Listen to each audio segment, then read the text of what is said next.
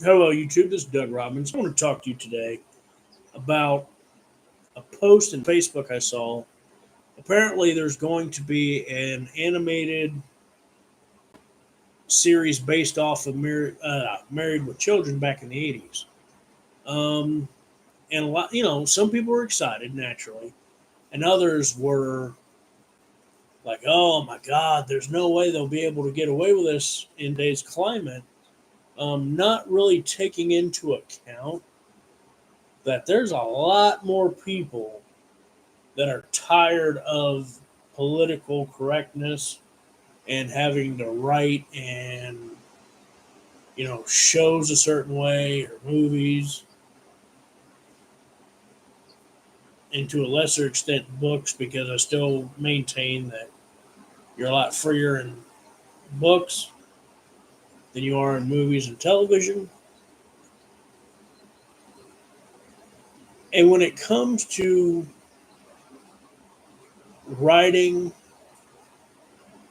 in politically incorrect ways, because I still think there's quite a few raunchy shows that push the envelope in the ways that people that want a little edgier show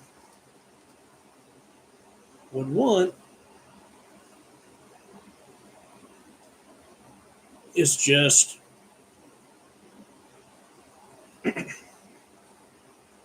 there's certain content, and again, violence, sexuality, um,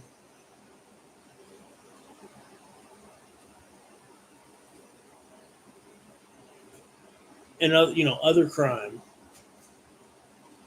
like the other big one, rape. These things are very hard. Excessive foul language. That's not really a crime, but that's something else that would not really be politically correct. But all these excessive things are done in an excessive way: murder, violence, rape, excessive language, politically incorrect or offensive language. Um, these things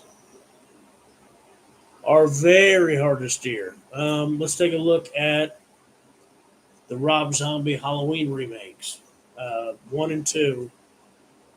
And I believe that the Rob Zombie, you know, the first one was the best one out of the two. But I even remember my dad saying he had a friend at work. He's like, "I'm no prude, but that language was way too much for me." And again, the more brutal and the more intense, guess what? Be fine with more of a niche audience, because the more brutal, the more edgy, you're going to have less people than if it was like a cheery, chippy, let's say you're writing a Christmas movie for the family. More families are going to watch Home Alone together than Henry Portrait of a Serial Killer. You know what I mean? So it's like,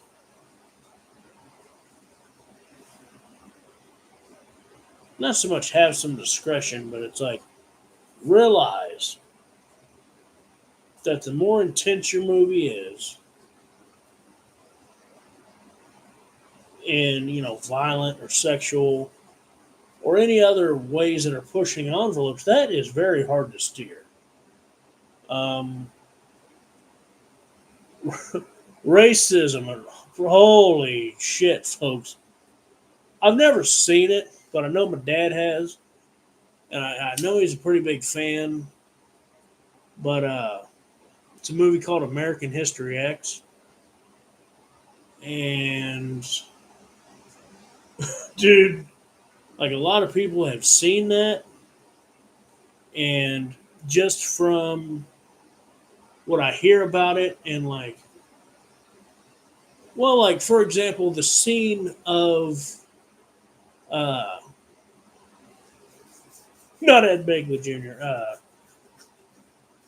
But yeah, Edward Norton is the main racist, and I think it might be his lawyer. He's like, look, man, all this life of violence and anger, where has it gotten you? It's gotten you right here in jail. Because again, they attack his brother,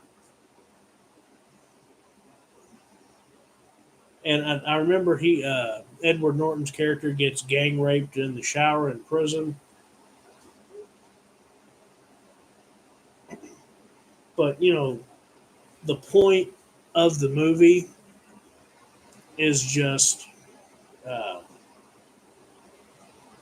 all this anger, and you have all this anger and you've done all these crimes. Where has it gotten you? It hadn't gotten you anything. Versus somebody that just wanted to write the bite the curb scene, um, and then Edward Norton stomps on the back of the guy's uh, head, and puts his teeth on the pavement. Which again, I've never seen, but I've heard about. I remember being a sophomore in high school and a kid talking about this. I'm like, oh, fuck that movie. I don't even just hearing this kid talk about it. I'm like, no, thank you. Uh,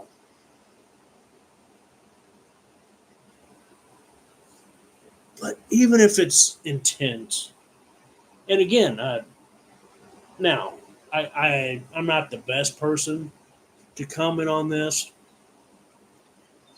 but uh, Siskel and Ebert,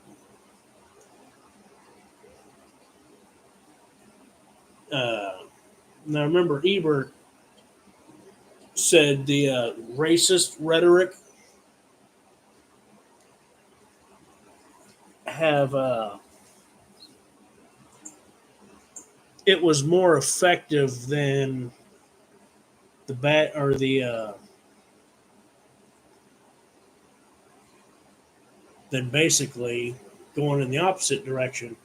And to me, I would disagree with that, just because not only did it put him in jail, at the end he loses his brother for his lifestyle because he gets murdered, and and that's after he's converted over, loves life, you know, sought forgiveness. He's living his best life. Gets killed, or his brother gets killed right at the end.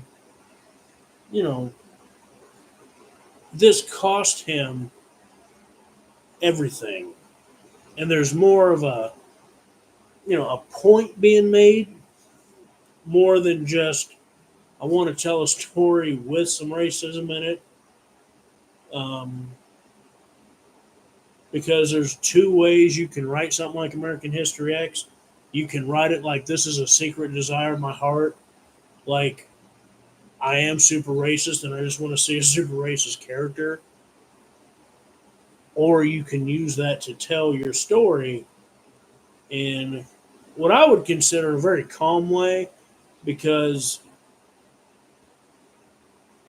even just like in my poems and stories and poems I've written mad and essays, someone picks it up and they know that's all this was. They know this was just an angry PO'd rant, and it didn't really have the legitimacy that a lot more of my calmer,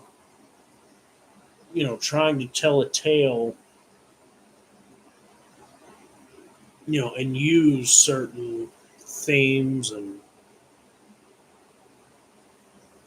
techniques and talk about some things and taboos that maybe people don't want to talk about, but done in a calmer, more intelligent way. So thanks for watching and have yourselves a great day.